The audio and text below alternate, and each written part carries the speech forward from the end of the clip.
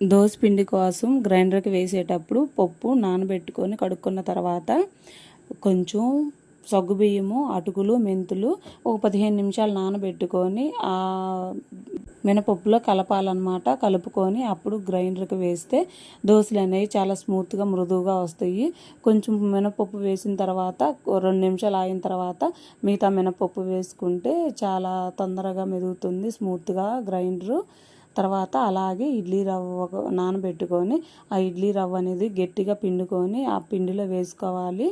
వేసుకున్న తర్వాత ఉప్పు అనేది అసలు వేయకూడదు. ఉప్పు వేయకుండా అలా స్టోర్ చేసుకుంటే పిండిని స్టీల్ డబ్బాలో స్టోర్ చేసుకుంటే చాలా బాగుంటుంది. ప్లాస్టిక్ డబ్బాలో నిల్వ ఉంచకుండా అలా స్టీల్ బాక్సులు ఉంటే అలా పెట్టుకోవాలి. మేమైతే అలా 2-3 బాక్సులకి పెట్టుకుంటాం అన్నమాట. వారానికి ఒకసారి దోసపిండి, ఇడ్లీ పిండి వేసుకుంటాము.